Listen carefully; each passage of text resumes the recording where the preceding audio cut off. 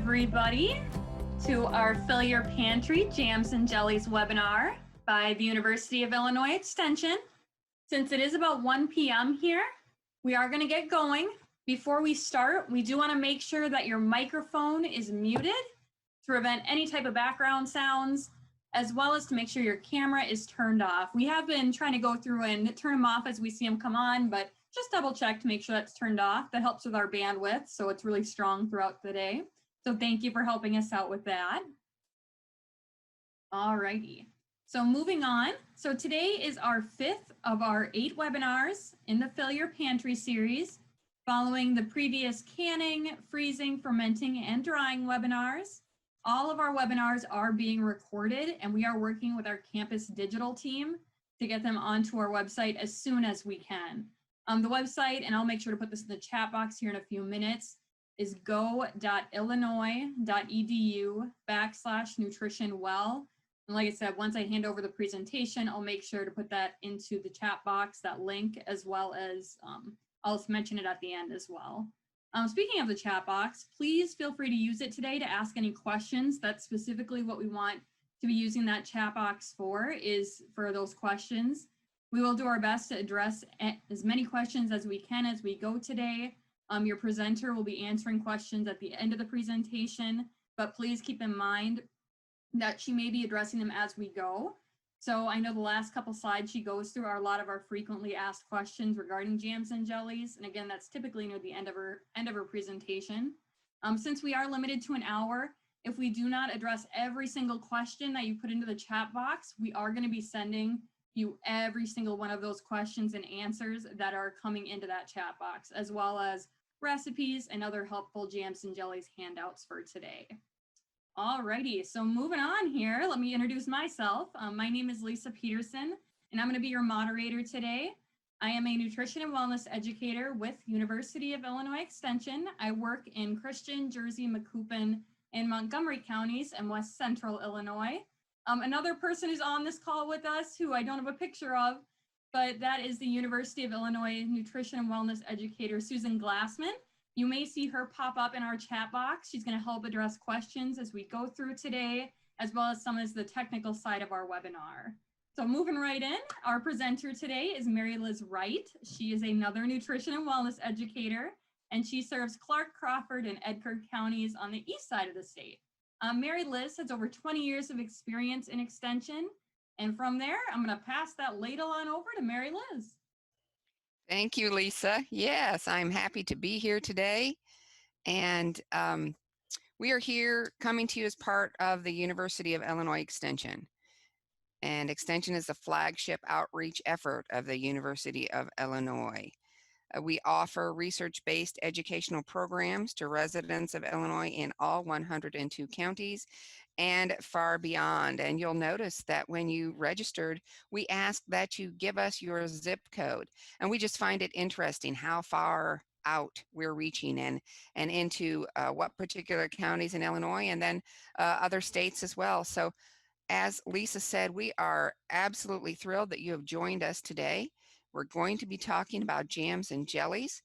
Also, as she said, this is 5th in a series of 8, and many of the questions that you might have will be addressed as we go through the program. So sit back, don't feel like you have to take notes of everything I say. We're going to be sending you some fairly comprehensive handouts, and feel free to type those questions in the chat box. So what are we going to be talking about today? Well, the different types of sweet spreads. It's not all jams and jellies, but we are going to concentrate on them specifically when we're talking about the step-by-step process. And as always, in all of our presentations, we are going to talk quite a bit about food safety, because our goal is to make a good product that people can enjoy and enjoy it safely. We'll also be answering those common questions. And we chose jam and jelly as one of our topics because really jams and jellies are a wonderful first food preservation project. Fairly simple, fairly straightforward, and let's go through the process. So the first thing we want to address is food spoilage. Isn't that an attractive bunch of grapes there? So in the world of nature, it is nature's way to begin the enzymatic process or the decay process or deterioration, whatever you want to call it, upon harvest. So as soon as you harvest that fruit or vegetable, nature is sending those enzymes to that fruit or vegetable to begin decay. And the reason it does that and it has those chemical changes is because the whole purpose of the fruit or vegetable is to provide food for the seed that will sprout and grow into the next generation.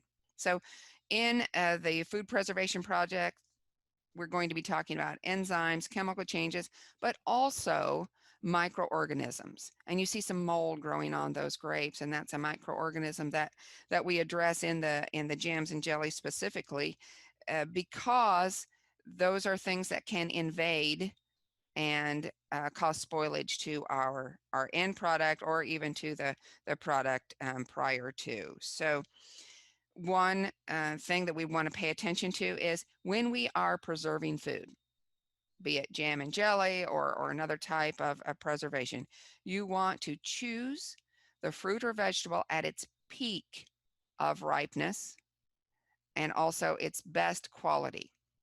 There are some folks who say, you know, I wait and I use all the damaged tomatoes, for example, to can. And that might sound like you're being very frugal, but in reality, that can cause problems in the end. So only use fruit as near perfect as you can get it, and also begin that preservation process as soon as possible. Don't let things sit around before you turn them into jam or jelly or salsa or what have you. So how do we preserve food? We can do that by 3 different ways. And again, we're wanting to slow down or stop the enzymatic, the ripening, the degradation process that is natural to that fruit or vegetable. And how do we do that? Well, in canning, we do it with temperature and then also pressure. So the temperature can inactivate the enzymes and kill the microorganisms that can eventually cause foodborne illness. Freezing and drying both don't kill or inactivate enzymes, but they do slow down the activity. Freezing and drying also prevent microorganisms from growing by reducing temperature and or removing moisture. And so when we're thinking about food preservation, what I always like to share with people is that food preservation sounds scary to some folks, and everyone has that story about Great Aunt Mildred whose pressure canner blew up in the kitchen and she had peaches all over her ceiling. But actually, it's not that scary. Food preservation is science, but it's not rocket science. And we will tell you several times throughout this presentation to follow directions exactly. And by doing so, you will end up with a safe and delicious product. Methods of canning, since we're going to be talking about jams and jellies today, and they are a canned product, there are 2 different kinds of canning processes. Now, the one we're going to be talking about today is the water bath canning.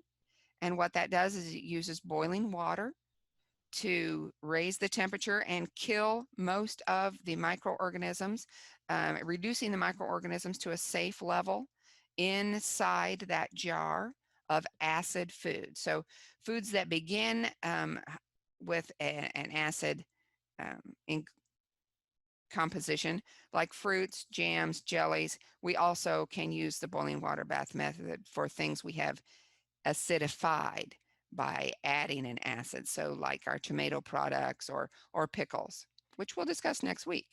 But anyway, jams and jellies, boiling water bath canning. Pressure canning is reserved for low acid foods, meats, vegetables, or those combination of foods, soups, that sort of thing. The reason we have to use pressure canning for the low acid foods is because of a pathogen known as Clostridium botulinum.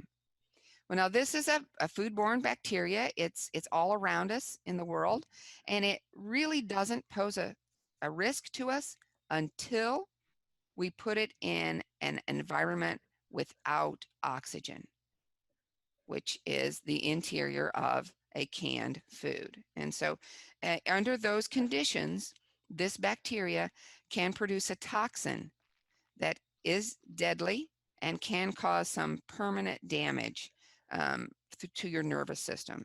So it is something that we pay very close attention to.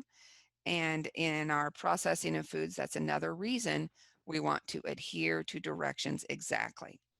At some point, if this were an in-person um, workshop, one of you might pose the question, but we don't hear about botulism anymore. We thought that was an old-fashioned thing. And that's incorrect because we have botulism cases nearly every year throughout the world. For example, from 1999 to 2008, there were 116 botulism outbreaks in the United States. So we definitely need to pay attention when we're processing those low acid foods, and make sure that if you're using a pressure canner that has a dial gauge, you would want to get that tested every year to make sure it is accurate. And you can call your local extension office to find out how you can get that done. So I said we were going to be talking about food safety, kitchen safety. Everything we do, we want to make sure we're observing the proper hygiene practices. So, of course, we're going to wash our hands. Something that people often find surprising is that in addition to washing the hands before we begin the canning process in our kitchen, we also recommend washing your hands before you go to the garden. So think for a minute. If there are any germs on your hands and you go to the garden and you pick that produce, you have transferred the germs on your hands onto the produce. So we would like to eliminate that risk by washing our hands before we go to the garden and then again when we come into the kitchen. Always avoid handling food if you don't feel well. And if you have long hair, pull your hair back, wear a hat, wear a hairnet. We also want to make sure all the surfaces in our kitchen are clean, as well as all of our utensils. Just making sure everything is cleaned with hot soapy water is good enough. You might want to take another step and sanitize, and you can do that by making a bleach water solution. It's just a teaspoon of bleach per quart of water. Spray it on and let it dry. Oh, excuse me. So what type of sweet spreads are we going to be talking about today? We're going to concentrate, as I said, on jams and jellies, but there are other types of sweet spreads. And just to give you a quick definition, preserves, similar to jams, but in preserves, the fruit is left whole. So in jams, everything is chopped up and then put into a sugar syrup solution and processed. Jellies, we're only dealing with the juice. Preserves is the whole fruit in a slightly gelled syrup. Conserves are a mixture. So often they'll have nuts or coconut, and they have a similar consistency to jam. So it's spreadable, doesn't flow too much when you pour it out. Marmalades, so Paddington Bear's favorite substance, are made with usually citrus, and always part of the peel is included. And they're beautiful in that you can see the bits of fruit floating around in kind of a clear gel. Butters, on the other hand, are the fruit pulp mixed with sugar and spice and cooked to a consistency to where the fruit butter will mound up on the spoon. And not included on this list, but also something that I learned as a young bride, my mother-in-law gave me a recipe for pear honey. And I thought, well, this is interesting. What do I do? Mix up pears and honey? Put it in a jar? No, the term honey is interchangeable with syrup. And what it is the fruit juice or pulp cooked into a consistency that's not as thick as a fruit butter. It's actually quite delicious. And later on, we're going to be talking about what happens if, we'll address some of our common questions. And one very common question is, what do I do if my jam doesn't sit? Well, and there are many things you can do, but one thing that I have told people before is, well, just call it a honey. If your strawberry jam doesn't set, oh, well, then you've made strawberry honey, and you can use it as a topping for biscuits or ice cream. There's any number of things you can do. But anyway, what do we do first when we are wanting to make a jam or jelly? Well, we must find a tested recipe. And by that we mean that it needs to come from a reliable source. And that would be either the National Center for Home Food Preservation, the USDA Canning Guide, any source from an extension from any state, so a cooperative extension in any state in the United States. And you can also use the commercial canning company recipes. Not that we're endorsing anyone, but Ball or Kerr or Mrs. Wages, all of those are fine. What we don't want you to do is use great grandma's recipe developed before 1985. And I'm sure that recipe was absolutely delicious. However, the directions for processing will be different than the ones that we will be using today. So go ahead and make grandma's strawberry rhubarb preserves or what have you, and then just keep it in the refrigerator and use it from there. There are other things that we want to pay attention to and avoid from a food safety standpoint, and that is the open kettle method. And by open kettle, what we mean is, and I can remember doing this as a young child, and we would have the hot mixture, the hot fruit, sugar, syrup mixture, and we would put it in a hot jar, put a hot lid on it, and then quite often we would turn it upside down. And then when we would turn it right side up, it would seal, and we thought we were good to go. Science has shown us in the last several years that it is best to process everything in a boiling water bath. And so we no longer endorse the open kettle method. So next thing after finding a good recipe is we want to gather our ingredients. And so juice if we're going to be making jelly, or fruit for jam.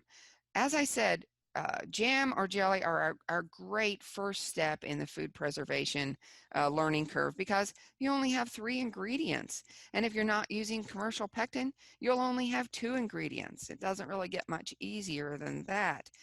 And when we're gathering our fruit, and you can see by this picture that a few of those berries are a little underripe. And that's good, because those berries will have more natural pectin. And we would want to do that to make sure that our end product is of a sufficient gel. Now, the other end of that is we don't want to have too many green or underripe fruits in our mixture, because that can add too much starch to the mix, and we can end up with a cloudy product. So just about 1/4 to 1/3 slightly underripe. The next thing we want to do is gather our equipment. And when you begin to can, it is somewhat of an investment. You do need to buy those commercial canning jars.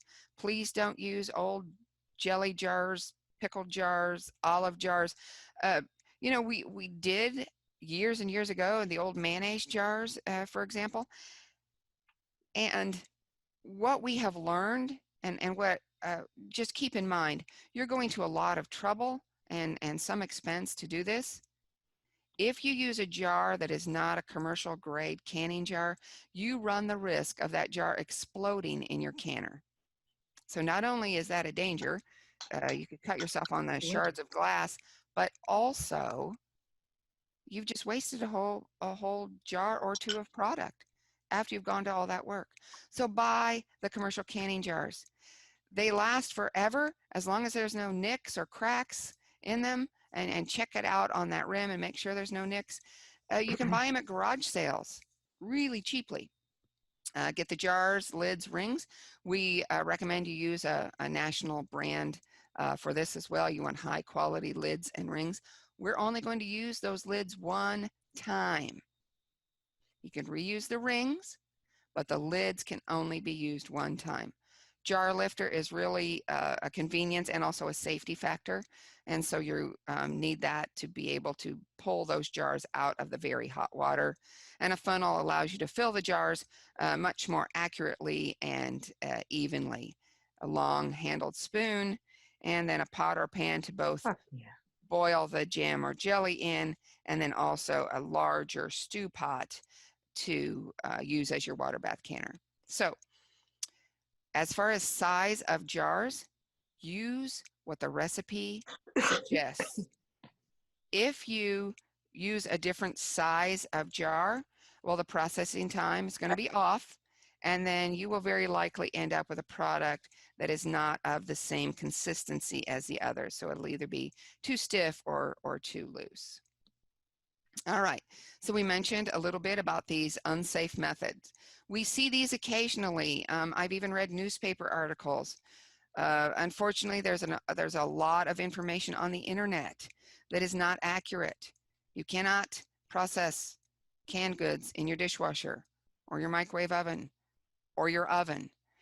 The other thing is we don't use one-piece lids. There are some modern one-piece lids on the market right now, and we don't recommend those either.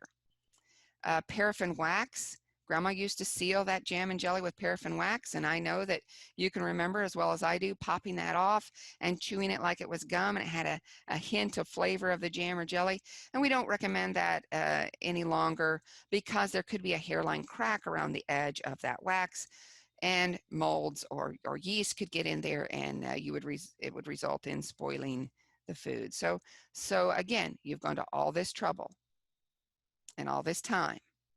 So make sure you're using the proper equipment and methods. Okay, now we need to set up our equipment, fill your canner, and this is a boiling water bath canner. You can buy one that says boiling water bath canner. You can also use a large soup pot. You just need to have something to use as a rack in the bottom so that those jars are not touching the bottom of the pan directly. We don't want them rocking back and forth in the boiling water. So if it has a rack, that's great. So you're going to fill it up halfway with water, heat it to simmer, not boiling, but simmer. Add the jars to the warm water and sterilize if needed. Now we're going to cover that here in just a little bit. So we don't always sterilize jars, only under certain circumstances. So many of us have flat top stoves. Can we can on a flat top stove? And the question is, it all depends. It depends on the manufacturer of the stove and their recommendations. But what we do want you to be aware of is that flat top stoves don't give us a continuous same level of heat. And you'll notice if you look at that stovetop, the burner will be cherry red and then it will fade, and then cherry red and then it will fade. And if you cannot maintain that vigorous boil for the amount of time designated in the processing time in the recipe, then you might not be satisfied with the product and it could render it unsafe. The same is true for portable burners. You could run out of gas. You could, any number of things could happen with a portable burner. The other thing to consider with a flat top stove is a canner full of water and filled jars is very, very heavy. You run the risk of cracking the top or scratching it or otherwise damaging it. And again, many flat top stoves have that recommendation or requirement for flat topped or flat bottomed vessels to cook with. And so your canner might not have that smooth flat bottom. So some things to consider. Oops. So now we're going to prepare the recipe and we're going to follow the recipe exactly. And you see in the photo here that she is pouring the commercial pectin into the chopped fruit for strawberry jam. Now, if we are making a recipe without the commercial pectin, we need to make sure that we are heating the jam or jelly to 218 to 220. And you need to use a candy or a deep fry thermometer to do this. And again, this is only if you're not using the commercial pectin.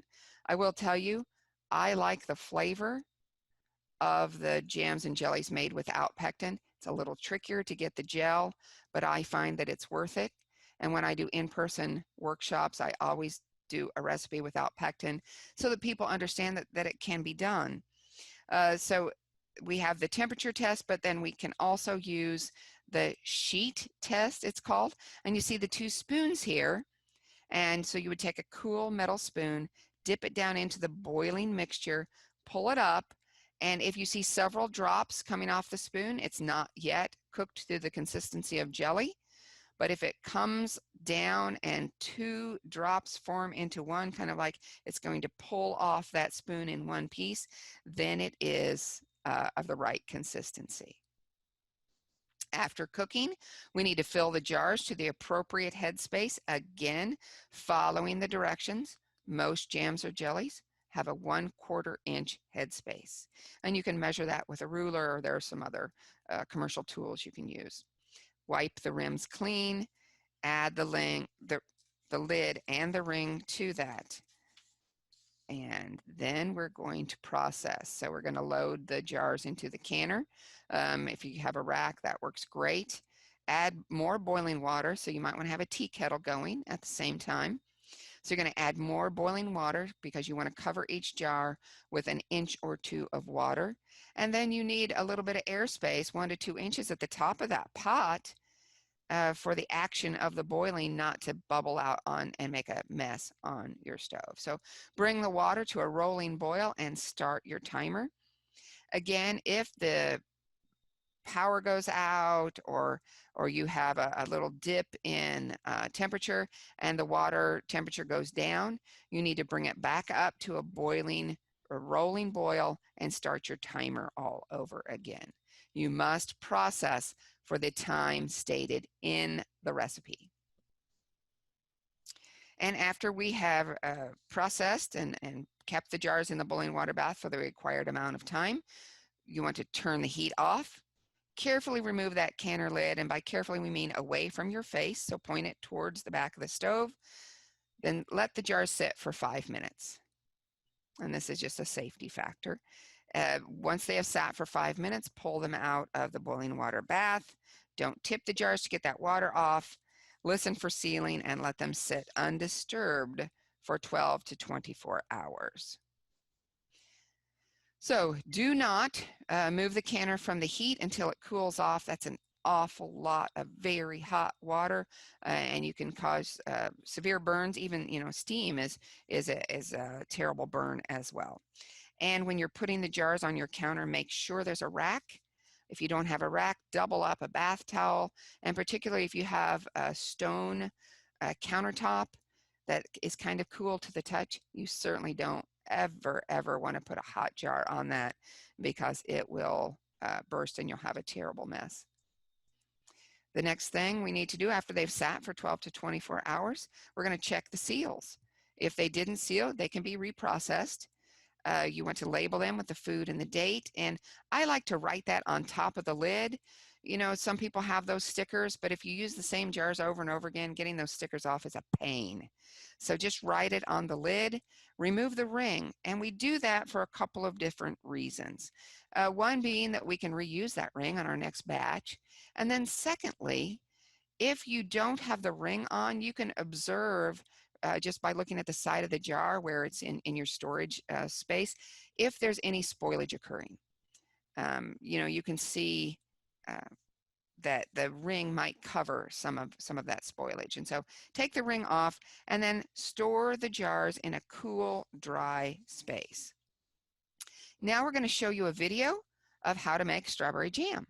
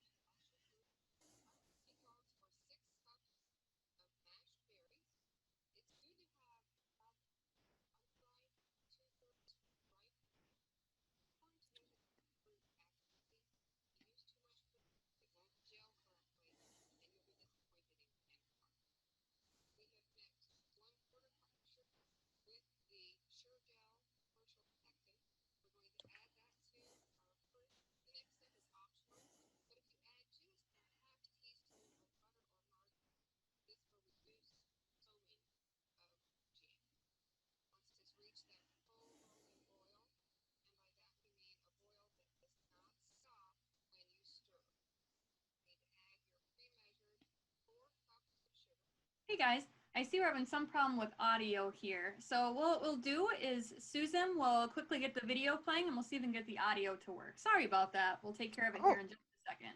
So sorry. Here, I was just watching away. No problem. Okay, right, so we'll wait for Susan to share her screen. I will share my screen. Yeah, so that way everyone can hear it. And let's see, is everybody got it?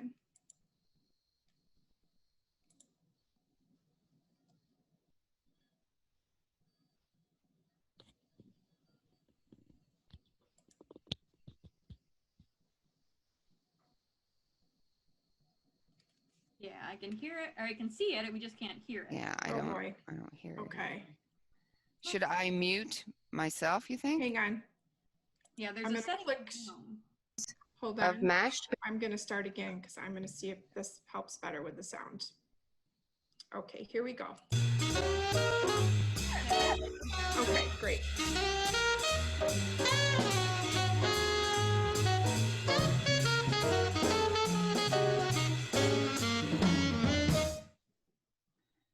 I'm Mary Liz Wright with the University of Illinois Extension. We are going to make strawberry jam. The first thing you want to do when you're making jams or jellies is, of course, to wash your fruit. Our recipe calls for 6 cups of mashed berries. It's good to have about 1/3 underripe and 2/3 fully ripe fruit. It's important to measure your fruit accurately. If you use too much fruit, it won't gel correctly, and you'll be disappointed in your end product. We have mixed 1/4 cup of sugar with the Sure Gel commercial pectin.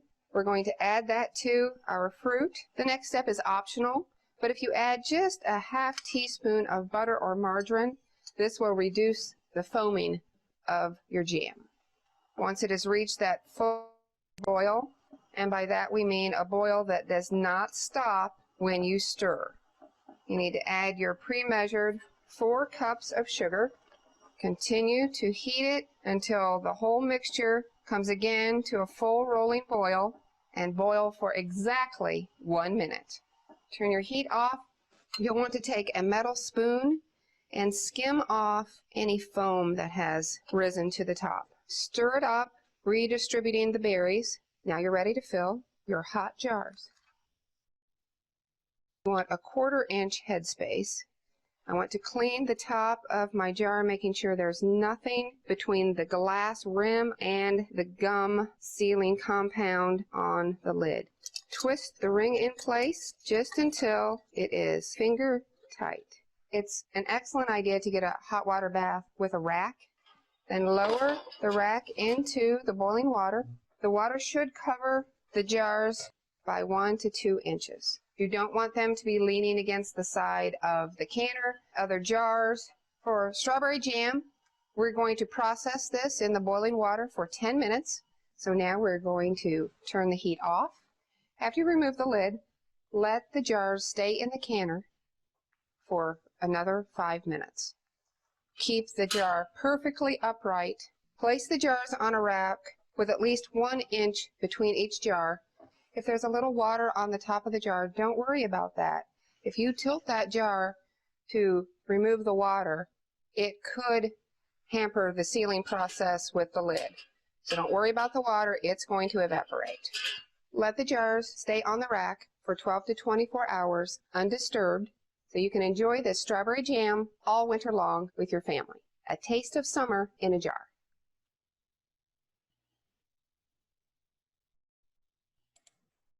Okay, back to you, Mary Liz. All right. Well, thank you so much, Susan. You saved the day. You're welcome. So that was a video we made actually several years ago, and I enjoyed making that video. I enjoy making jams, so I hope that illustrated a few things for you and maybe answered some of your questions. So next, frequently asked questions. When do I need to sterilize my jars? Well, and the answer to that is you need to sterilize your jars when the processing time in your recipe is less than 10 minutes. We really only consider this when making some jams and jellies, And one of the reasons that the processing times are less for jam and jelly is number one, because they're high acid, but secondly, because over-processed jams and jellies can darken the end product. And we all like that brilliant, sparkly, bright jam or jelly. And if we process it too long, it has a tendency to be dark. And so how do I sterilize my jars if that processing time is less than 10 minutes? Well, I can tell you how not to sterilize your jars, and that is by using the sanitizing setting on your dishwasher. There is a difference between sanitizing and sterilizing. Sanitizing is getting something really, really clean, and sterilizing is killing all present pathogens or bacteria. We sterilize things before we get ready for surgery. We sanitize things when we want them to be super clean. And I hope that answers that question. So another question that we often get is, what is pectin? You know, we can buy the commercial pectins. It comes as a powder and it comes as a liquid. And by the way, those two are not interchangeable. Again, and I know you're tired of hearing me say this, but follow the recipe exactly. If it calls for liquid pectin, get liquid pectin. So anyway, where does pectin come from? Well, it comes actually from the fruits that we would also use to make our jams and jellies. It is higher and naturally occurring in some types of fruits, and those are listed there on the slide: apples, gooseberries, plums, grapes, and then lower in others.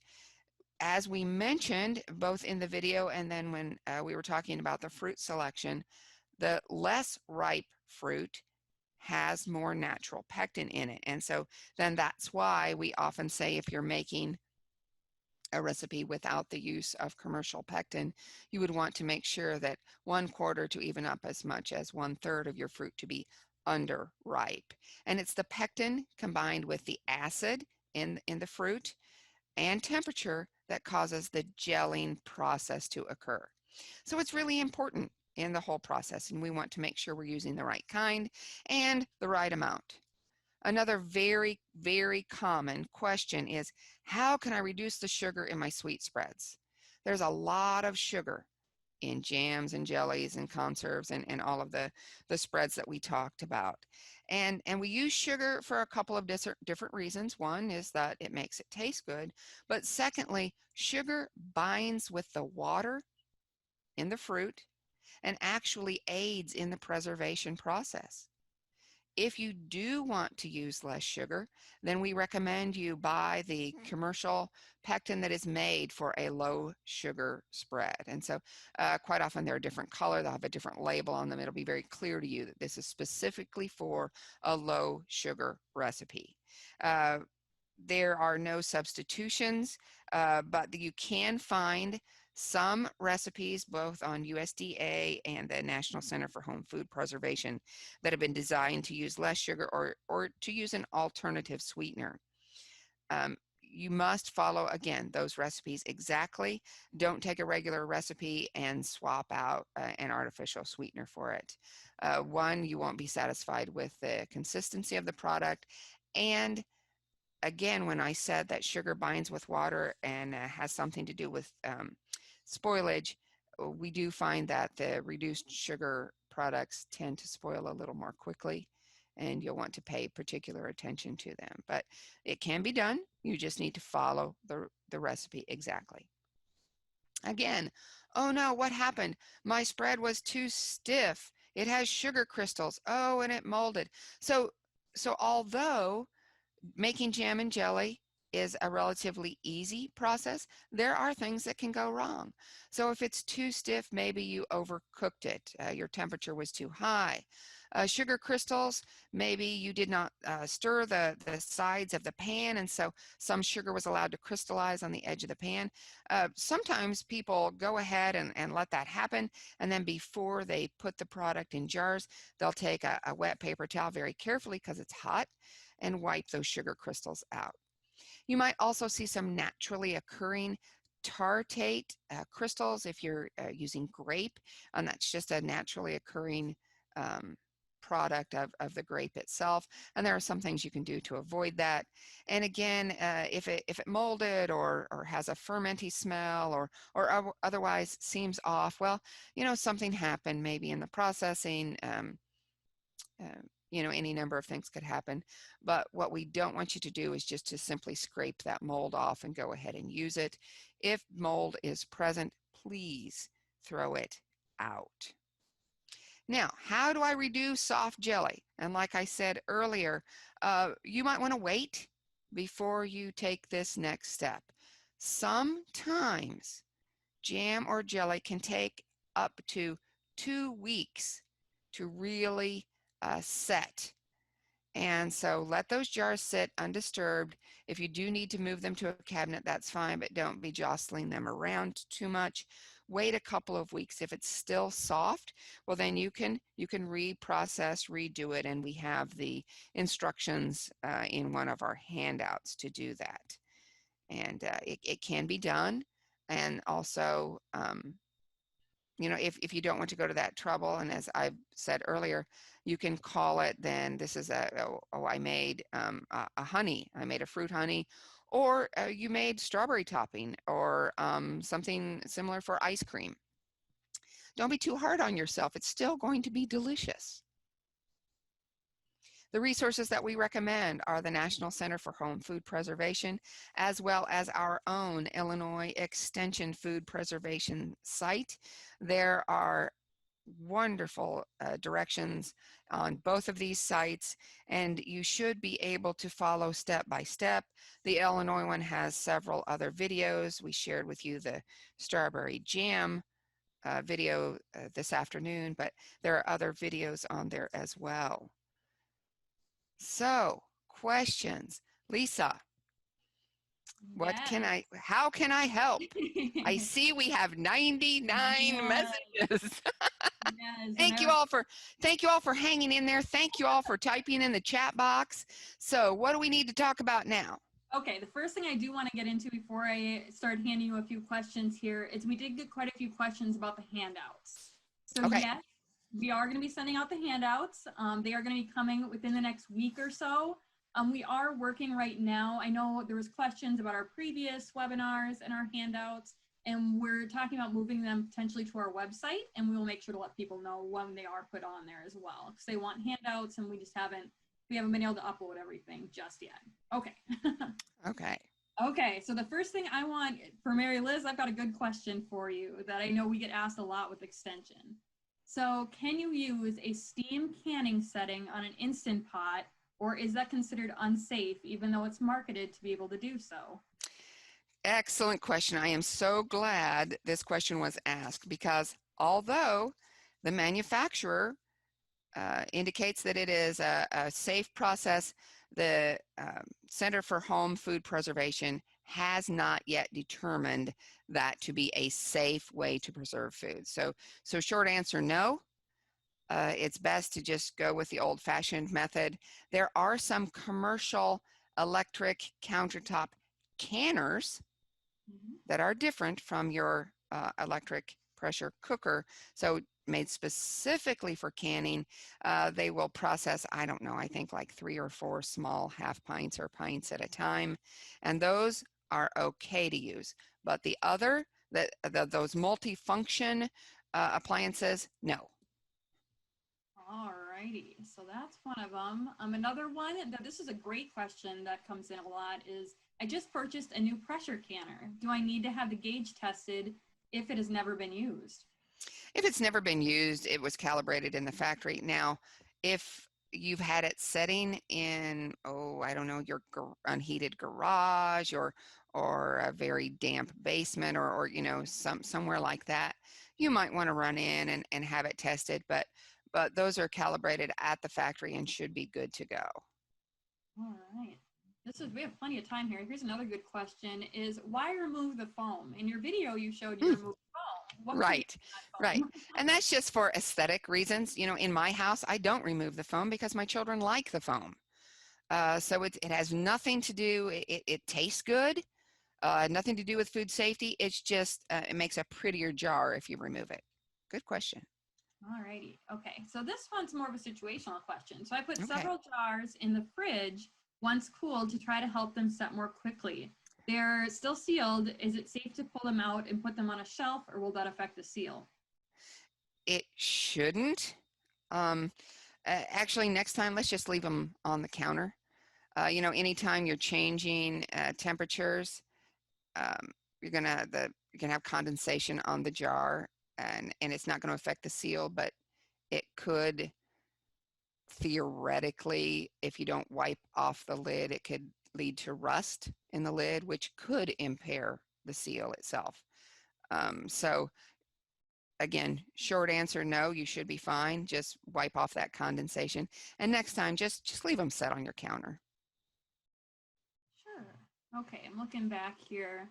So does the rack holding the jars in the pot need to be a certain distance from the bottom, or is there a height as long as the water flows all around? As long as the water flows all around, the purpose of the rack is so that the jars are not resting directly on the bottom of the pan and with the boiling water causing them to rock back and forth with the bubbles coming up underneath them. So yeah, as long as there's action all around them, you're good. All right. Do you have a suggestion as a reasonable alternative if you have a smooth top electric stove? Oh yeah, that is so hard. And I have a smooth top electric stove, and when I bought it, I wish I would have known that you couldn't can on it. Yeah, Suggestion is to, I have it too, Mary Liz. I have yeah, a ceramic. They yeah, do sell some canners that are specifically for the flat top stove, but I've been really hesitant to use it. yeah. And So I yeah, did find, I'll just add in real quick, uh-huh. Ball sells an electric water bath canner, which I love, and it plugs in and it's got a spigot, so you can put it right by your sink and fill it. And then when you're done processing and the water has cooled, you can just open up that spigot and the water goes right into the sink. So Oh, wow. I'll just Yeah. mention that. I love that. Yes, I So. think I have seen those, and that is a good idea. I have done water bath canning on my smooth top stove. I will not use my pressure canner on it though, particularly because of the weight. But you can, um, yeah, I also have an old electric stove in my basement that has the coils that I use on occasion. Or you can, if I think they have like some commercial, um, not commercial, but like home use. What am I want to say? Like a hot plate with a coil on it. That you can use that as long as it's going to get hot enough. I'm just not real familiar with that. And you can also use a propane ring, but you have to be very, very careful that that heat source is not so hot that it's going to damage your pan. You're just wanting to maintain that rolling boil and not get up above that, if that makes sense. Here's I another hope I great answered your question. Yeah. Okay. Is the top half, so if the top half inch or so of a light colored jam like a peach darkens over time, is it unsafe to eat? No, that's just part of what peaches do. Um, it's kind of like tomatoes might do that as well. Worst case scenario, that might be an indication that you didn't exhaust all the air out in the canning process. But as long as you did follow the directions exactly, you should be okay with that. Peaches are just a delicate fruit. Oh, here's another good one. So, and this is how do you keep your rings from rusting? So even when I dry them, usually it seems like many of them end up with rust on them when I pull them out. Yeah, do you store them in your basement maybe? But yeah, try and store them as dry as possible. You can also like crinkle up newspaper to put in the box with them or layer them. I know this sounds like it's very labor intensive, but you could put layers of paper towel in between, and that might help as well. Just the key is to keep them as dry as possible. All righty, let's see. Trying to still go back here. This one's come up a few times, and I think you did address it. I can't remember, but after they've been processed and sealed, how long can we keep them? Oh, yes, good question. They're best used within a year. Theoretically, a sealed a jar of food will last several years, but again, you've gone to all the trouble and expense to make this wonderful product. Let's eat it within a year when it is at its best quality. Okay, let's see. So I'm going back here. I want to make sure I'm addressing as many as I can. Like I Mhm. said, all of these questions as we're going in, we are going to copy them all and give you a nice handout with all the answers as well. So if we've missed them or if I haven't personally sent you a private message with an answer, we are going to answer them as well. Let's see. Oh, this is a great one. Somebody said they use silicone mitts to hold the jars when they're filling them. So Oh, that's a good idea because they are very hot. Good Yep. idea. Let's see. So with a master partner, we talked about an alternative. Let's see. Is there any other questions? Once the jars are cooled, just double checking my list. Mhm. Okay. Here's one. Okay. We also have people using propane staves, that's camping stove, to do boiling water bath outside their home. That seems unsafe to me. So any suggestions on camping propane stoves for canning outside? Right. I'm not familiar with camping propane stoves. I know people use them when they camp, and I would say if you are an experienced camper or an experienced user of that, you could use it. I do know. I used to work with someone who used something similar to that with the little canisters of propane when she did food demos, and she got along just fine with that. But again, it's that constant source of heat. You don't want to run out of gas or propane midstream. So you just want to make sure you have all those factors covered before you attempt anything like that. And again, depending on fumes and that sort of thing, I know the apparatus that my colleague used didn't need to be vented, and so that might be slightly different. But all those safety factors need to be taken into play. You know, if you've got open flame, the gas, um, that byproduct, and that sort of thing. So you want to do your homework there, and that's not something that I know very much about. Sure. Okay. This one came up here asking about talking about water bath canning. Can I just use a large pot? Yes, you can. Yeah. As long as you've got a rack on the bottom and 1 to 2 inches of water above the jar, and then an additional 1 to 2 inches for the action of the boiling water. But yes, you can. Yeah. All righty. Let's see. Okay. This one, if you overfill your jar, is there an easy way to remove product or just a spoon? Just wondering because of sterilization. Just use a clean spoon. You're good. And then rewipe that top. But yeah, sometimes a funnel you can overfill fairly easily. You think, oh, just one more spoon, and then oops, you have too much. Yeah, just spoon it out and put it back in your pan. Okay. So electric stoves tend to go on and off also. Do you not use that either when you can? That's interesting. The old-fashioned electric coil stove should stay on.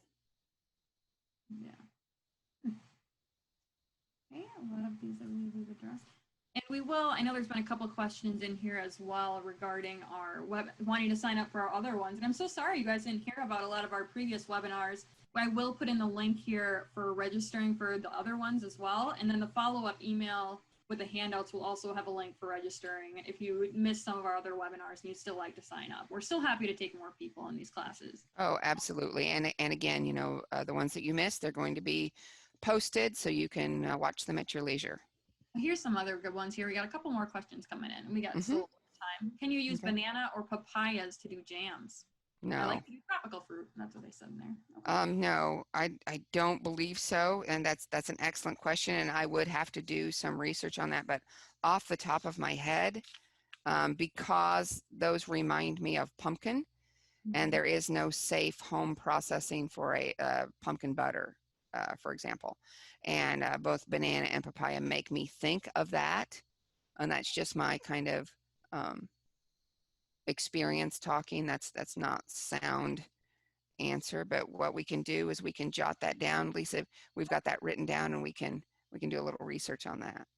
Sure. And this is another one that we may have to do some research, but I'll see if you know it off the top of your head. Is are currants high in pectin? Or is there a difference between a red and a black currant? Oh, I don't know. Oh, my I breath. don't know. Yeah. Another question here is the set of jam affected by a low sugar recipe? I know me and you had talked about those diabetes friendly recipes. Right. It can be. I mean, you might not end up with a texture you're familiar with, but again, if you follow the recipe exactly, you're going to have a product that, although not identical to the full sugar, it will be acceptable. Okay, and I don't know if I addressed this one or not, but I see it's come up a couple times. Is the raspberry jam I opened kettle processed? It did not hot water process. It has sealed and it did seal well. Do I still water process? Yes. Mhm. Yes. Oh, here's a good one to bring up. This is something that was just addressed not too long ago with extension. I heard elderberry jam and jellies. We need to now be careful because of the pH of elderberries. Just seeing your thoughts on that. Right. And what we have heard from the USDA is that they, meaning the governmental testing site, has not determined a safe processing point for the elderberry products. And what they're recommending is that you go ahead and make the recipes and then freeze it. Okay. And if somebody's got a question, kind of what we addressed in the beginning, but how do you get your cans hot in the beginning? Okay, yeah, that's good. Then you can use your sanitized setting in your dishwasher, or what I like to do is just keep them in that simmering water of the boiling water bath, and then just pull them out one at a time. Yeah. All righty. Well, I'm seeing if I missed any. Oh, somebody asked if you could use vegan margarine. I think margarine is vegan, so yeah, margarine's made from vegetable oil, so you should be good to go. Making sure I got as many as I could here. One thing that I don't think that I mentioned when we were talking about fruit and the condition of fruit, and then the gelling, the subsequent gelling, what we have noticed is on very wet years, and this is particularly with strawberries, very wet years, we have a little more difficulty getting the strawberry jams and jellies to sit because the fruit itself has more water in it. So there's no solution to that. But if you have a jam or jelly that doesn't set and you just think back, okay, was it a super, did I pick them after, a 3-inch rain or something? All righty. I think we've tried to hit as many as I possibly could on these. Okay. Again, if I missed any of them, I promise we'll get them all in a really nice handout for you so you can get all the answers in case maybe you had to jump off. Absolutely. Yes. And this is recorded as well. So, any recipes by volume or weight? Or recipes by volume or weight, sorry. You can find them either way. Either way. As long as you get them from a reliable source, that's good to go. Yep, exactly. Here we go. We'll do this last one here. Okay. If you have canned using an Instant Pot for a batch, what can you do with those products at this point? Freeze them. Yeah. Yep.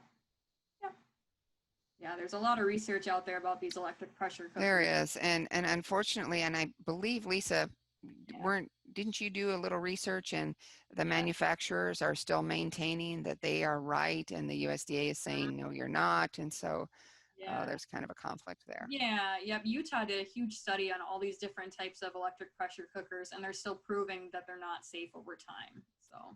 Okay, good to know. Yeah. Alrighty, guys. All right. Okay, Lisa. Yeah, kind of wrapping things up nice and neatly here. I did want to briefly mention we have in our previous webinars this Extending Wellness Texting Program. It's again completely free. What happens is you're going to receive 2 text messages a week with some healthy eating, finances, family issues, as well as other information about what's going on from campus. We don't share your phone number. You can opt out anytime, and you can always sign up through go.illinois.edu/wellness tips. And I'll also put that in the chat box as well. Like I said, if you want to register for other webinars, we are going to be sending an email out with that link as well.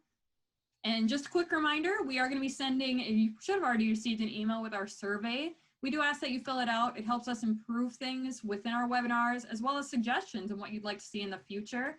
This is also your instruction for how to get the handouts. So it is important that you fill out the survey for us. But again, this webinar is recorded, and you can always have access to these at go.illinois.edu/nutritionwell. And join Mary Liz and I next week as we talk about pickling. It'll be us two again and me moderating that chat box and helping answer questions. So same time, same place, same type of format. All right. Thank you all so much for joining us. We really appreciate you being here.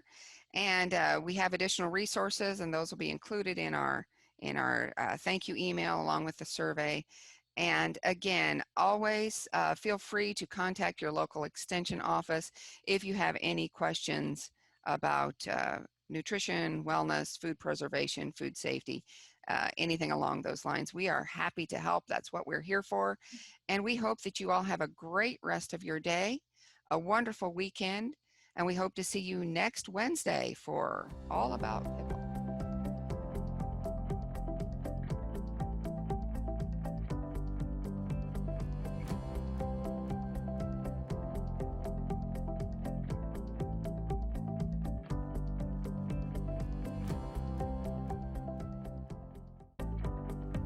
Thank you for tuning into CUI's TV.